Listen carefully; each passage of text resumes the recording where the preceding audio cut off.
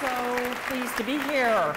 Good morning. Good morning. Oh, good. I'm glad you're all up. I'm very sad that I forgot to pack my red cowboy hat that I got in Austin, but it's a good thing because it doesn't quite go with my outfit. So it gives me a great excuse to go buy another one.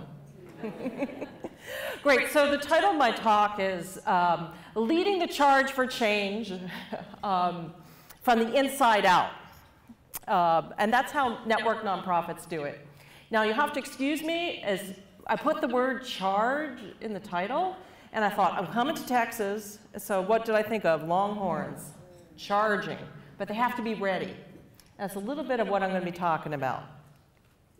So that's me, and a number of those things have already been mentioned, but I want to call your attention to my network on LinkedIn. How many of you are using LinkedIn? Okay, did you know that you can actually draw a network map of your network on LinkedIn? And if you go do that, it should look like a virus, like mine. And that means you have a pretty highly well-connected network where you've been introducing people to one another. If your network looks like a flower, you need to start doing some network weaving. That photo there is a picture of me on a recent project that I'm doing in the Middle East. To train NGOs, trainers, on how to use social media to reach civil society goals. And it was a very exciting trip for me because I got to teach workshops on the whole ideas that are in the network nonprofit and discover whether or not there were network nonprofits in the Arab world. One of the things I learned is that there's no word in Arabic for the word nerd. Okay? And I learned about Arabic transliteration, so they understand what the word means, but the way they say it is nerd. And so I had fun tweeting about that. And you know, network nonprofits are agile, transparent, flexible organizations that allow insiders to get out and outsiders to get in to make the world a better place. So I was wondering, is this just a, an American idea, or does it have resonance, in other parts of the world? And I was lucky enough to discover an organization in Jordan, of all places, that was a network nonprofit. And it sort of comes as no surprise that their name, Shabkaba, I'm probably mispronouncing it, means network. So what they do is they teach young people technology, ICT skills. It's a computer training program for youth, so they can get jobs, etc. And this organization has a handful of staff members. How many of you have a handful of staff members? Yeah, we're used to that. We work with less in the nonprofit sector. But their program is in 300 communities in Jordan. Pretty amazing for a handful of staff members. So I asked their founder, Rami Al-Karmai, I said, Rami, what's your secret sauce? Why? And he said, well, we empower our youth to start our program and take it to different communities. And I said, well, how do you maintain quality control? He says, well, we put them through training, but then we just trust them, and they become our ambassadors. So Rami, what's your secret? What's your advice to NGOs that want to work in this networked way? And his advice is to be relevant to your community so you don't have to overthink things. Pretty powerful. So when I came home from the Middle East, I got a beautiful Jordanian wedding dress. The last night I dressed up and I put on a hijab, the headdress, and I put the picture on Facebook. And not 5 minutes of putting that picture on Facebook, I got a call from my mom, who's 85. She's not on Facebook. My sister is. My sister saw it, and she showed it to my mom. My mom called me. That's how it kind of works in our family. And she said, is there something you want to tell me? What's that scarf on your head? And I said, no, I had a great time in the Middle East, got to know the people, the culture, it was fantastic, And about the very next day, I got a phone call, and my dad, who's 90, was in the ICU. And you know, like all of us, we were having this conversation before, you know, should I share this information on Facebook, on my personal profile? And I sort of, because there's people on there that are like my friends and family, and there's some that are like you people, my colleagues. You know, is that too much information? And I just decided I was feeling really bad, and I just had to do it, and I got an incredible amount of support. And I started to keep a vigil on my Facebook page by posting pictures of my dad in better times. He was a doctor. That's me and him. He was a camera geek too. He's a swimmer. And I really paused when I was going to post this picture of him blessing my niece at her bar mitzvah, because I had all these Arab friends. These new kinds of things you have to think about in this world of being connected and being transparent and open. All these new things you have to think about. So, but it was a really wonderful source of support. I went to see him in the hospital, and I posted the picture on my Facebook page, and a friend from 30 years ago said, you know what, I do therapy dogs, and I work in that hospital. I'll come visit your dad with the dog. And there he is with the dog. They're great. How many of you work with healthcare and therapy dogs? They're really wonderful. The patients, like, it was a great thing.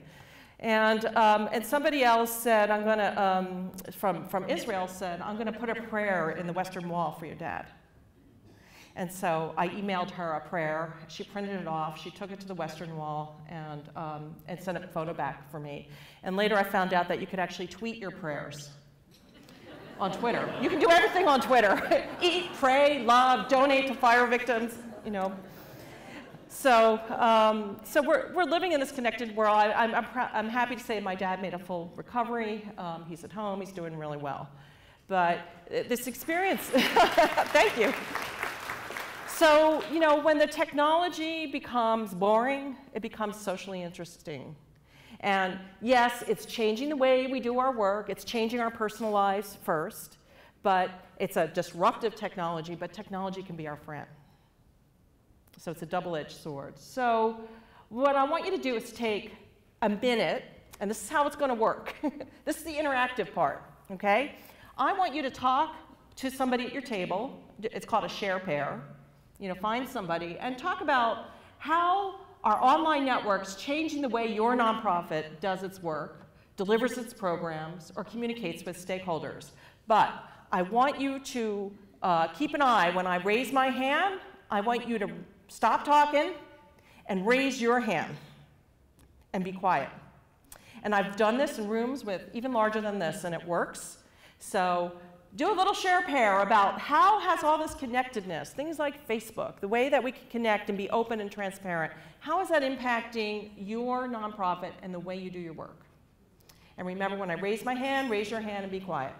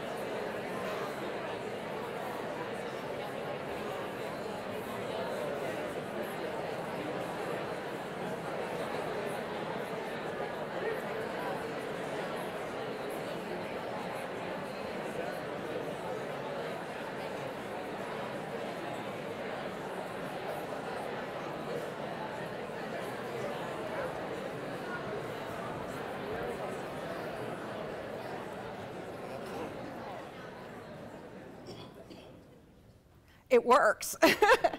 So this is an example of self-organizing without top-down control. I trusted that you would stop talking, and we'd continue going. So you got that. We're going to do a few of these little exercises through the keynote to give you a chance to digest some of the information and stories.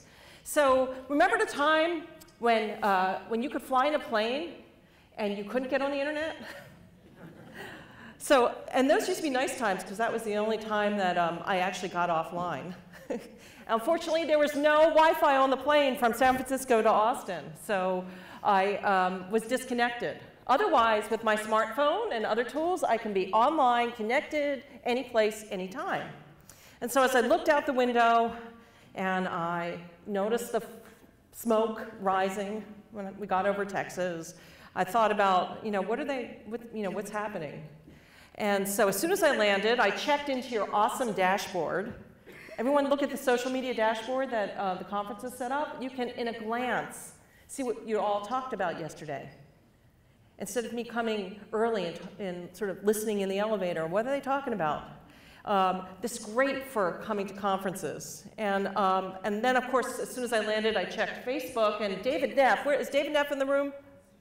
He's probably setting up for a session. He told me that about the fundraiser, the goal to raise $1 per house burned through Help Attack. And so I immediately, the first thing I did was I signed up for it, of course, and started tweeting. Made me feel great that every tweet was helping your effort. So I hope that you're taking Twitter breaks along the way. All of you on Twitter, and I'll let you do that. I don't mind if you multitask for a good cause. So sign up, pledge, and let's get to that goal. I know you all can do it. And I even wrote about it this morning on my blog because I thought it was such a great idea. So, so the outside world is changing, right? It's changing around us, and we as nonprofits need to change the way we're doing our work. And that's the whole story of what the network nonprofit is about. And so the book is divided into two kinds of frameworks, the being a network nonprofit and doing the work of the network nonprofit. The being stuff is the hard stuff. It's all the change. Change is hard. Think about it. I'm going to stop eating chocolate. I'm going to stop yelling at my kids. I'm going to start getting exercise. Me as an individual, I'm thinking about these changes I've got to make, and it's so hard for me to actually put them into action. Maybe it's easier for you, but I know for me it takes me a while to gear up to make that change. Now put that inside an organization, and 10 people, 5 people, 100 people working in a certain way, change is hard, isn't it? So in the network nonprofit, we lay out this framework that before you can do the work of a network nonprofit, you have to be a network nonprofit. So the first column is really about mind changes, mind shifts, and that's what I'm going to talk about a little bit. Before you can be highly effective doing the fun stuff, the pinging, the poking, the clinging, the clanging, the hashtagging, all that great stuff, you can use the tools, but unless you have embraced that way of being and that way of working, they're not going to be as effective. So let's talk about some of the things that are on the being side of the column. Okay, so in the book we talk about nonprofit fortresses. You know what a fortress is? I bet you can imagine. Well, a nonprofit fortress is an organization that might lock itself up in a room for 5 days to do a strategic plan, paint the windows green, and not talk to anybody about or test their ideas. They have complicated approval processes. If they want to get a press release out, 30 people have to edit it. It takes 6 months, and if there's a typo, God forbid. I used to ask, any of you work for fortresses? But no one would raise their hand, so I don't ask anymore. You know who you are. Okay, so this is the kind of way of working that needs to change. And the reason for that is that out beyond the fortress walls are these people out there called, and I call them free agents in the book. Now, free agent is a younger person, it could be an older person, mostly they're younger. They're passionate about social change. They're passionate about your mission. And they're able to do all the things that a traditional nonprofit can do. They can organize, fundraise, communicate, but without being a formal member of your staff, a formal volunteer or board member. And the whole reason that I wanted to write this book is because I looked at a landscape, and this was a couple years ago out there, where I saw free agents crashing into the gates of fortresses. And I said, this has to change. This has to change. And for example, this guy, Sean Ahmed. Anyone you know of him? At Uncultured on Twitter.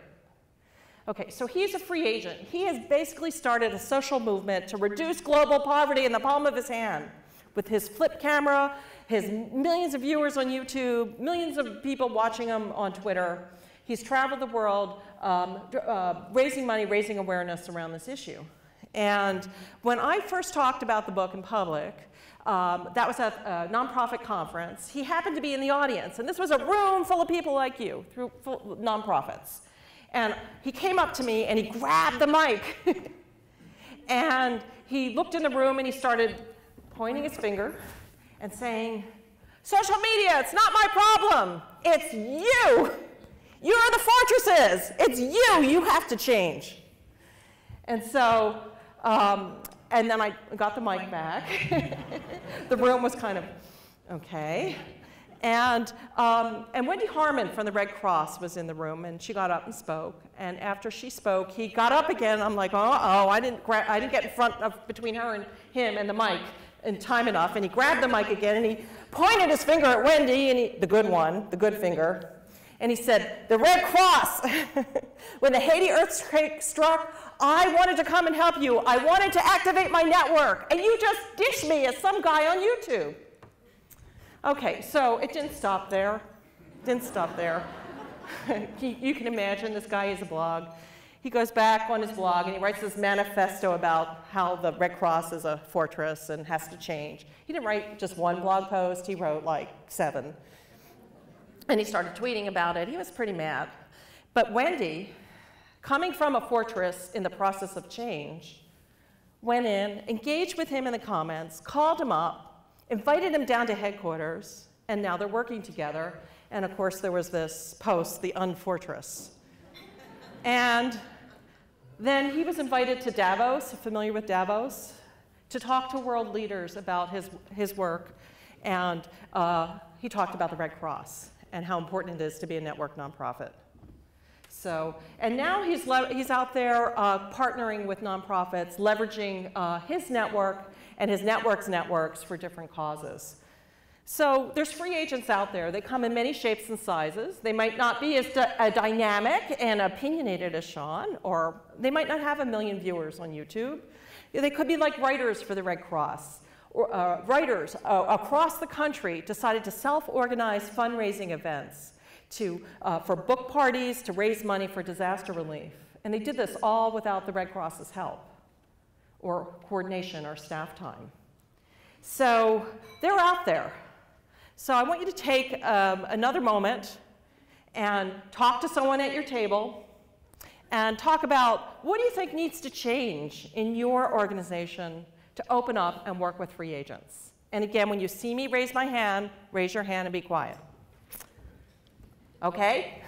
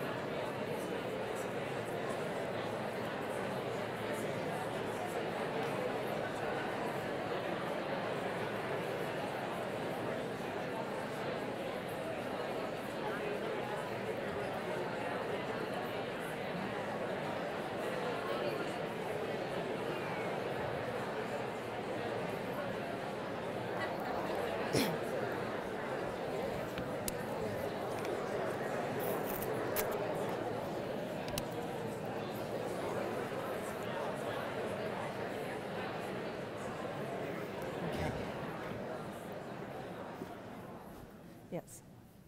Now I should put the mic here. See, self-organizing without top-down control. Anyone here want to share a little bit about what needs to change in your organization? This is where everyone gets shy. Should I just get back on the podium? Oh, here we have a brave soul. I'll hold it. This is what I learned is that you hold it. Yes, Okay. that I hold it. And put my arm around you and say, what's your name? Hi, Brent. Hi, Brent. And so tell us what needs to change in your organization. I think for us, we need to do some thinking about what to do with free agents when they come and they want to help.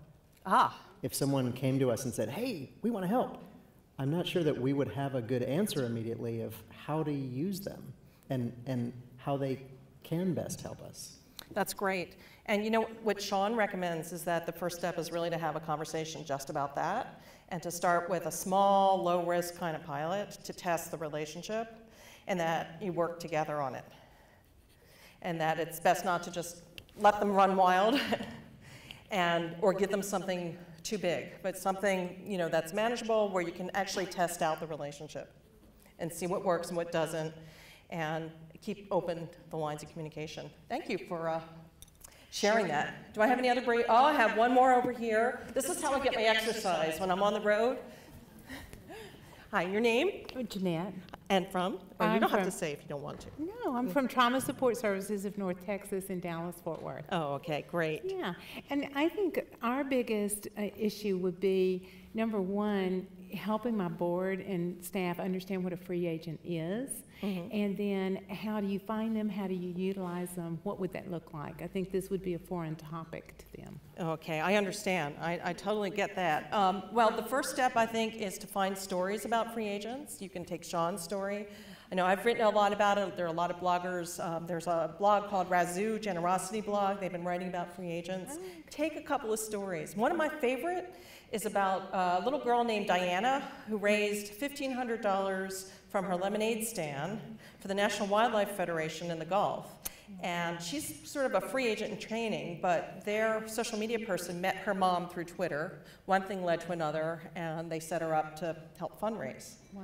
So I would tell the stories, the good stories, and then how you find them. If you're doing your listening, we've all been told to listen and engage, they appear. If you're paying attention, they appear, and then it's relationship building. All right, thank you. Great. Okay, in the interest, I'm going to see if there's one more as I sort of make my way back. Oh, I have to come. Oh, all right. I'm going to go here. All right. Exercise. Thank you. What? Oh, okay. You know Dale? Did we meet at Rutt's Hut one night? Maybe. Yes. Okay. So, we're from Austin Freeman. woo! I know Yes, all of this. course. Well, this is Juanita Budd, who's our fearless Bostic leader, and I'm Rabbi Rain. I'm retired. I just go there to play every day. But I want to tell you, in 30 seconds, we wrote a new program. Oh, great. Tell us about it. Well, what we're going to do is we just wrote a grant to get federally funded to help parents here in the town that have to work with their kids on computers, like AISD school stuff. So we were sitting here, and we're going to tap into this social media kind of thing and get college kids or the 18 to 26 group to help us talk to the parents, because they know better what those kids are doing than I know. And make them a part of an advisory and make group, it part of an and advisory. And we're going to feed them pizza because Oh, the way that's great. Thanks so much. It's reminding me of a quote I heard. They have these things called hackathons. You know what hackathons are, where they put a bunch of computer programmers in a room for 24 hours with pizza. They put pizza, computer hackers in the room together, and code comes out in 24 hours. Okay, great. So often what I hear when we start talking about social media, we see this, and I hear, and you want me to, where am I going to find time to tweet too? How many of you have too many things to do? Too much email, too much this, too much that, and you want me to learn how to tweet and work and do it every day? You've got to be kidding. So this is a mind shift more than anything else. It's kind of opening up and embracing the abundance that comes. It's shifting from scarcity to abundance thinking. When you open up, you have this network. So let me tell you a little story. This is junior achievement. Do we have junior achievement here in the room? Well, I got to talk at their national conference, and I met Junior Achievement from New Jersey, who was a development person who was tweeting, whatever you call it. And she said, you know, I started doing this tweeting thing, and I'm telling people, sign up for the golf, you know, benefit, you know, give us money now, do this, do that. And she said, I wasn't getting anything. So then I decided I'm just going to talk to people and find out who my people following me are. And she learned that the Espicio Foundation was following them. It was a family foundation. The president was a younger person. Started talking to them on Twitter. They found out they had mutual interests in girls' empowerment. One thing led to another, and before she knew it, she had a $50,000 grant for their girls' program. So is Twitter the new way that we're going to cultivate our donors in the future? So, see, again, changing the way we do our relationships. So, and if she hadn't thought to not do some other things, she would have made time to actually talk to those people on Twitter, which actually led to some funding. So I'm not going to do a share pair this time, but I want you, and I'm actually going to time it. I'm going to give you 60 seconds of silence, which is a complete luxury, you know, and I want you to think. Jot down, don't talk. I want 60 seconds of silence, and I want you to think about what can you do less of in your nonprofit to make room for doing social media and opening up to the network. Okay, so I'm going to time it.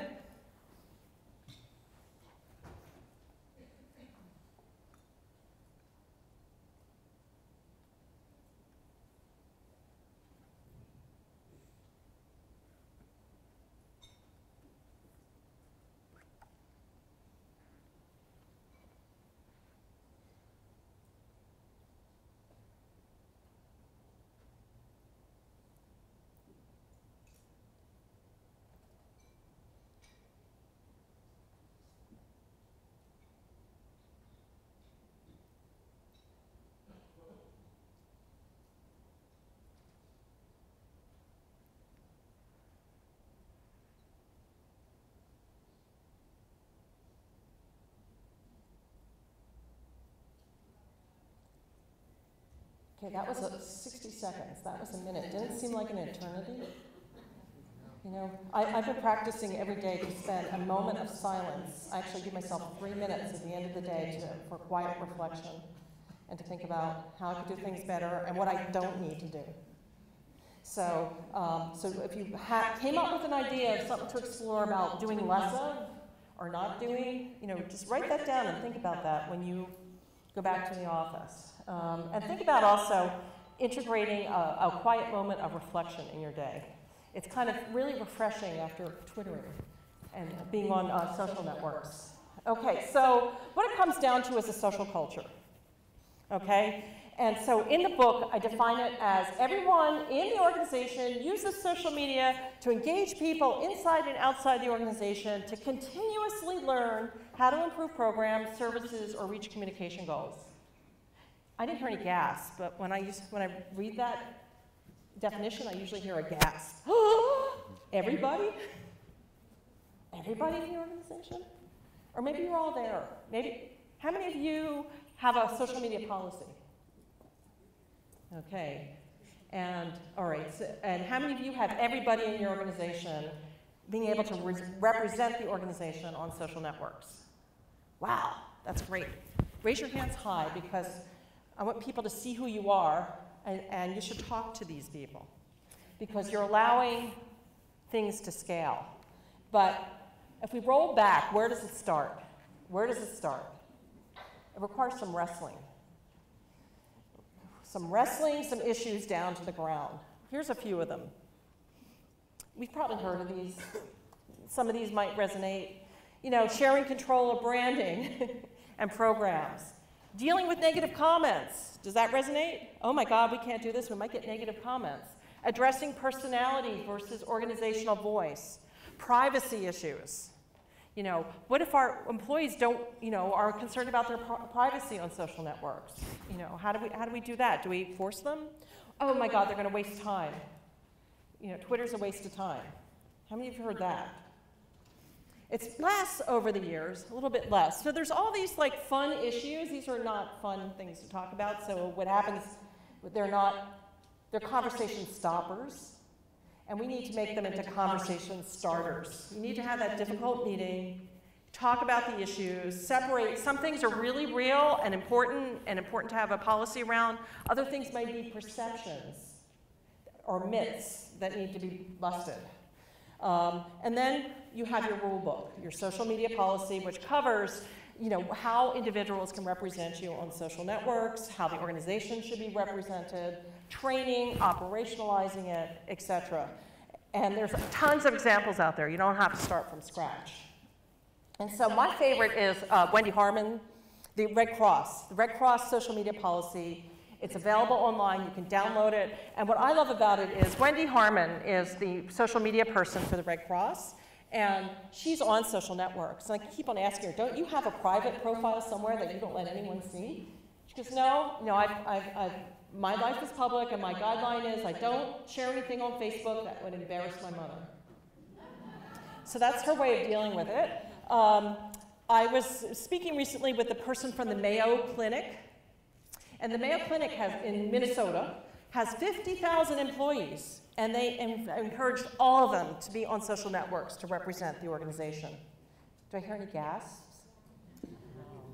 Yeah, okay, when we were presenting at an orchestra conference, someone raised their hand and said, Michaela, that was her name, how do you police your employees? and she said, well, we don't have time for that. We think trust is cheaper than control. We train them and we trust them. And then somebody else said, but has anything bad happened? And she paused, and she looked up.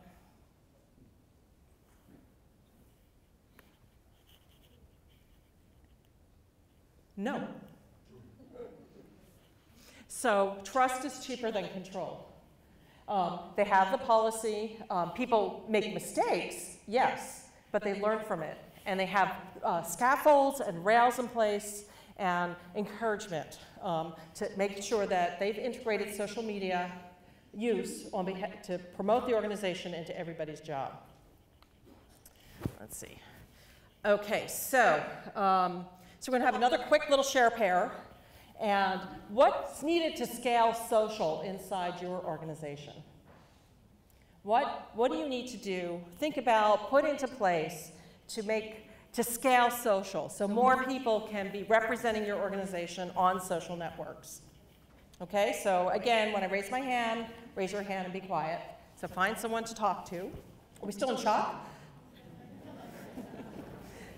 We didn't get to the shocking part of the presentation yet.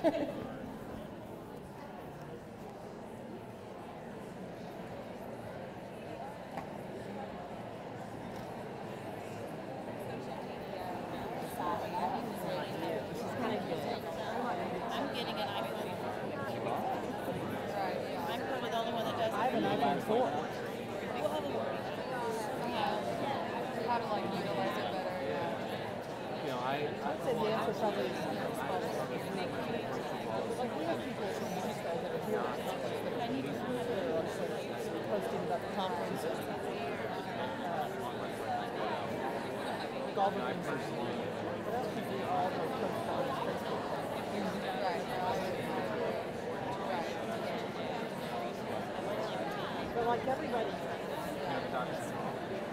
like all of our employees don't know that. All of our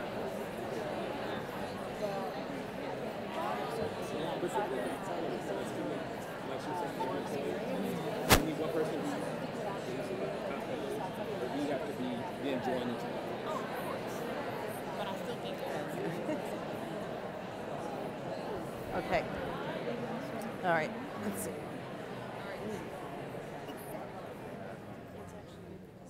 It works in 5th grade classrooms too. That's where I learned the technique from my son's teacher. So, do we have anyone who would like to share something? What's needed to scale social in your organization? I know you didn't get a chance to talk for the last one. I don't know if you... Sure.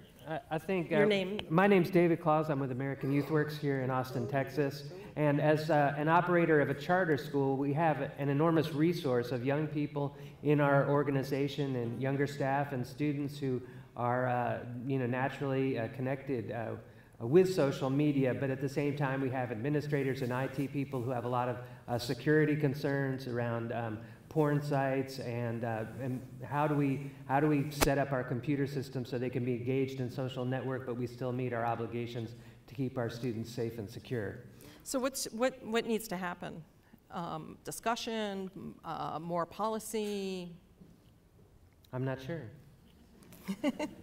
Yeah, probably. That's the question. Yeah, you know, I had this experience being at the Packard Foundation. I was used to be my own IT department, then all of a sudden I had an IT department.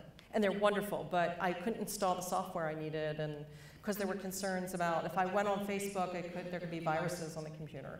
So we had lots and lots of discussions, and I brought people in, we talked to it, and finally now we're all allowed to do that during working hours. So it's sort of an educational process. Again, to separate, to find out what are the concerns and what is it a valid concern, what's the truth, what do we need to really be conscious of, and where can we loosen up a bit? And what's the benefit of loosening up? What's the return on being flexible?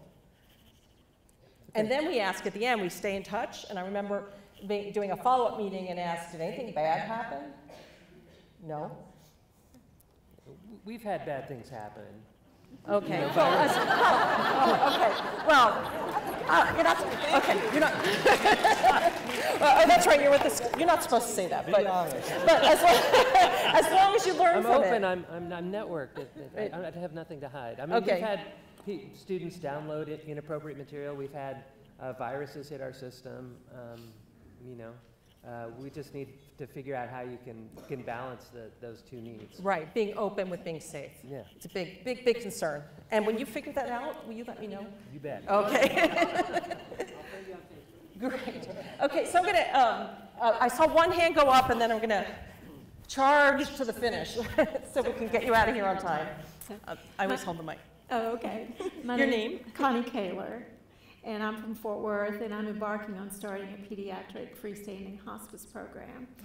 And my concern, I get the social media thing, but my concern is with healthcare, the HIPAA rules and things of that nature. And I guess the answer really is to design a policy and educate your staff, but to still tell the story because it's absolutely huge. You know, you should take a look at the Los Angeles Children's Museum. They have an amazing patient network that's out in the open. And when you sign up for it, they have their policy right there, asking people to read the HIPAA and be careful what they share, et cetera, et cetera, et cetera. The Mayo Clinic's policy is about one of the best in healthcare. Okay. And I'll tweet out a link actually to a whole collection of hospital and healthcare social media policies for you, because I just spoke to a whole group of them. Okay. Same concerns. But you can do it. Great, thank you for sharing that. Sure. Great, so I'm going to close with a couple of stories about mistakes. You know, mistakes happen, bad stuff happens. We're just saying, you know, bad things happen and mistakes can happen. But first, I need your permission. The story I'm about to tell has a bad word in it. Okay? And I'm not going to say the word. I blocked out the word on the slide, but I don't want to offend anybody. So, do I have permission to tell the story? Yes. You sure? Yes. Okay, I didn't hear you. Yes. Okay, great. Okay, so does everyone know what a mistweet is? Okay, a mistweet is this new kind of mistake we can make on social networks where we send out a tweet to our organizational account that was really intended for our personal account. Okay, so you can just use your imagination. Okay, so this is from the theater in London, the National Theatre. Anyone been there? Anyone from the arts? Great. So this is a gorgeous, historic building in London. And there was a mayoral candidate, Steve Norris, who said, I think the National Theatre should have a compulsory demolition order at a public meeting. You know, tear down that building. You know, so here they are on Twitter. That's their Twitter account. How do you think they responded? Okay, the response was, well, Steve Norris is clearly a giant C word. Okay, obvious. Okay, that's bad, right? That's something bad. Okay, Obviously, that was a total lapse of judgment from an employee, or, you know, he had a few beers and he sent the tweet out of the wrong, you know, into the wrong account. Okay, so how do you think their network reacted? Close. Okay, so it says, and to think I have thought about unfollowing the National Theater for being bland. Best tweet ever. Okay, it gets better. To be honest, I thought the C-word tweet was less offensive than their selective tweeting of good feedback on their show. See, they're not stupid. And have to say, found the errant tweet to be refreshingly human. So what is the National Theater? How do they respond to this? What's the official response? Oops. It should have been. And they said, sincere apologies. We believe our account has been hacked. Earlier tweet in response to Standard article did not come from us. Ooh, okay. How do you think their network responded? You got it. They're great. Oh, the poor employee at the National Theater who got their accounts mixed up. Hack? Yeah, right. Cringe. And to be honest, the fact that the National Theater can admit that someone said that shows everything that's wrong with the organization. So mistakes are going to happen, and the lesson learned is to be human and to be honest. Apologize and move on. So in closing, I understand that Kanye, I got it right. Okay, my kids like fringe when I mispronounce his name. I understand he's going to be here next week for the music festival. That's what I heard. Am I telling lies? I heard that he's going to be here. But anyway, so to be successful in social media, you have to be like Kanye West, okay? Now, he got on Twitter about it. Anyone follow him on Twitter? Okay, yeah, he's on Twitter, okay? Okay, so this was his first tweet. Up early in the morning taking meetings in Silicon Valley. Whoa, typo!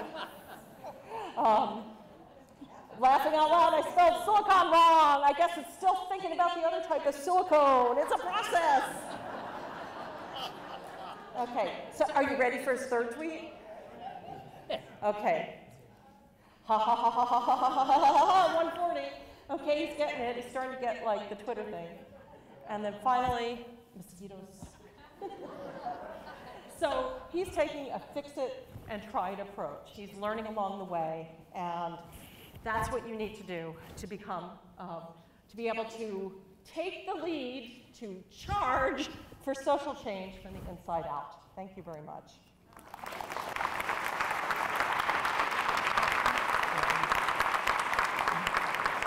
Okay, so we have some time for questions?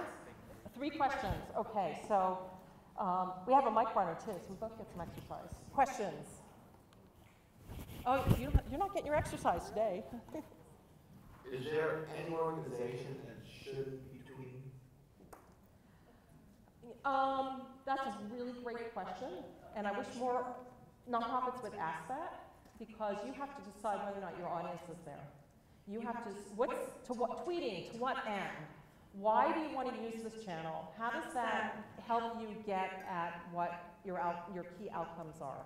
And if you can take the ultimate change in the world that you want to make, and you can ladder it back down to Twitter, yes, you should be on Twitter.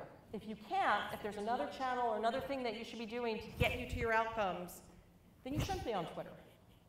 But sometimes you're not going to find that out unless you set up an experiment on Twitter to see how it goes.